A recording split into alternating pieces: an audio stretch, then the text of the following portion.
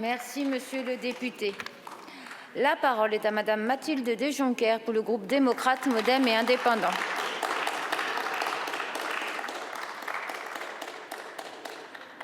Bonjour.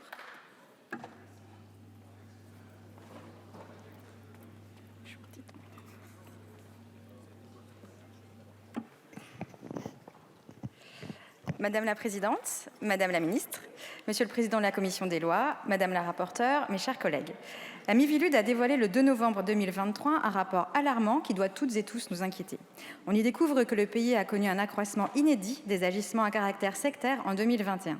La Miviludes a ainsi reçu 4020 saisines cette année-là, soit une augmentation de 33,6% par rapport à l'année précédente. Ce phénomène de dérive sectaire n'est pas nouveau. Il avait déjà été identifié par les rapports parlementaires dès les années 1990.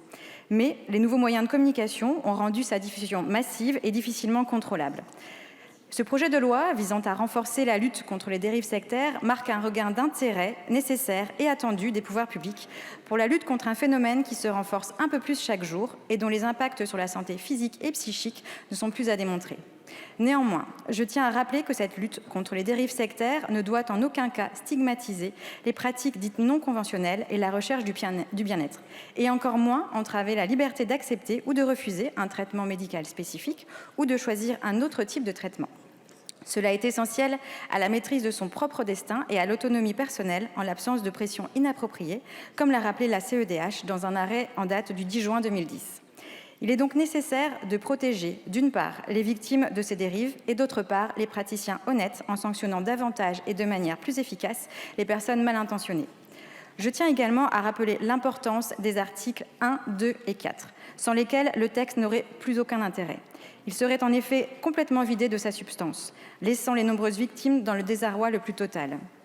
Mes chers collègues, la lutte contre les dérives sectaires sera vaine sans la création d'une infraction autonome. Le placement ou le maintien dans un état de sujétion psychologique ou physique susceptible d'altérer gravement la santé, indépendamment de tout abus éventuel, doit être sanctionné spécifiquement. Ce constat est partagé avec la Miviludes et les associations sur le terrain.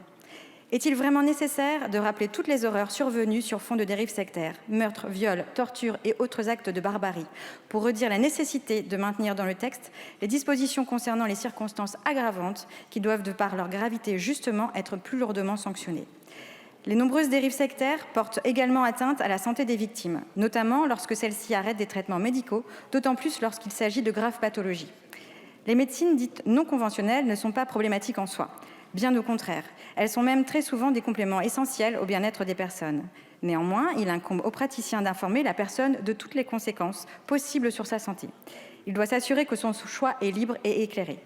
C'est pourquoi il est nécessaire de créer un nouveau délit qui vient sanctionner la provocation à l'abandon ou l'abstention de soins ou l'adoption de pratiques présentées comme ayant une finalité thérapeutique, alors qu'il est manifeste en l'état des connaissances médicales que cet abandon ou cette abstention est susceptible d'entraîner pour elles de graves conséquences pour leur santé physique ou psychique et que l'adoption de telles pratiques les expose à un risque quasi immédiat, voire immédiat, de mort ou de blessure.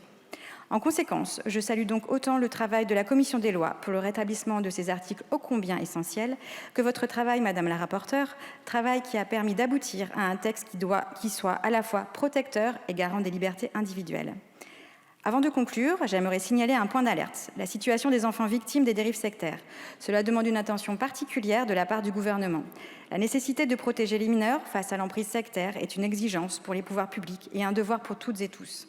Il sera donc nécessaire de renforcer la prévention et la protection des mineurs qui, de par leur âge, sont les populations les plus fragiles. Ainsi, et pour toutes les raisons que je viens d'évoquer, le groupe démocrate votera ce texte. Je vous remercie. Merci, Madame la députée.